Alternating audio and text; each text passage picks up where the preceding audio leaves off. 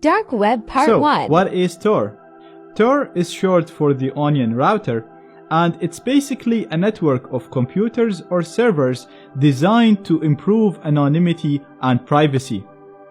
It's the most common anonymizing network with the most amount of users, and it also allows connected users to offer hidden services or onion services. So these are basically deepnet or darknet websites, and that's what most people refer to when they're talking about darknet or the deepnet websites, even though it could mean many other anonymizing networks and hidden services networks. I should also note that Tor relies on onion routing. This is a technique that was designed by the US Army in order to protect their intelligence communications. You might want to use Tor even if you don't want to access the deepnet. You can literally just use it if you want to protect your privacy and anonymity. So why you might want to do that? Well, let's see what happens when you connect to a website. So let's say, for example, you open your browser and you navigate to google.com or facebook.com. By default, without really doing or trying anything, these websites will be able to see your location, your browser version, your operating system, and much more information. And it doesn't stop there. For example, because you use Google to search for a lot of things, Google can see everything you search right now and even everything that you searched before. Not only that, but again, big websites such as Google and Facebook, they can even potentially access your activity outside of these websites. They use this relying on the features they offer to other websites.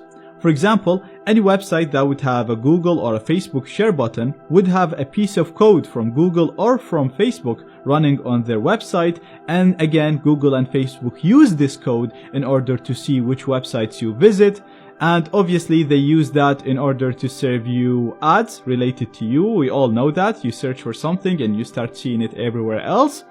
But it doesn't stop there. We've all read the Cambridge Analytica scandal and how they were able to access private information about Facebook users, and it doesn't even stop at this. There are several reports reporting that websites such as Facebook create ghost profiles, so profiles for people that don't even have a Facebook account. So you might think, okay, I don't have a Facebook account, they can't really track me.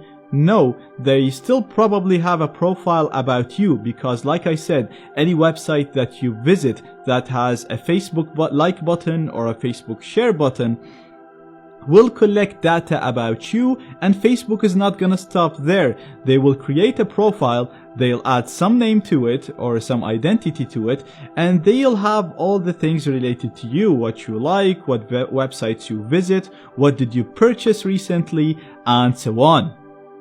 This is only what's been reported, so you can only imagine what's happening without getting caught and without being reported. So, what's the solution? Well, Tor is actually a pretty good solution to prevent this. So, when you connect to Tor, you can imagine Tor being this really big network, and it has a large number of servers. So, each circle in here is literally a server in the Tor network. So you'll connect to Tor, and let's say you want to go to google.com. What's gonna happen is your request is gonna bounce over 3 different servers or 3 different nodes before it goes to Google. So Google can only see the last node or the last server or the last computer that the request was sent from. It can't see you or the original user. Keep in mind that these servers are shared, so at any point of time, there would be millions of users using the Tor network, so there would be lots of requests going in and out of each node. So when you're going into this node, you're not the only user accessing this node. So there are lots of requests coming in and out of here, same in here, and same in here. So this node could potentially be sending thousands of requests out to a number of websites. Therefore, whatever website these requests are going to, it is very hard for it to profile that request or to know where that request came from. Also, data sent within the Tor network is always encrypted. So you can see the green arrows in here. These represent encrypted data.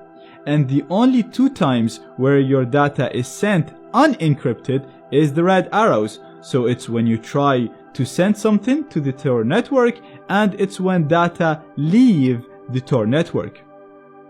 This arrow right here is not very important because if the target website uses HTTPS, or if you're using a browser plugin that forces HTTPS, then this data right here will be encrypted by HTTPS, by SSL.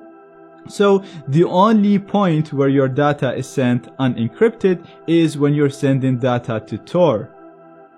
Also, keep in mind, whenever you're sending data to Tor, even to your internet service provider, they can see that you're trying to access Tor, but they won't be able to see the websites you're trying to access. So all they'll be able to see is this person right here is trying to access Tor, but they won't really be able to see that you're trying to go to google.com. So even if there was a hacker, or even if there was censorship in place, they really won't be able to see which website you're going to. They'll only be able to see that you're accessing the Tor network.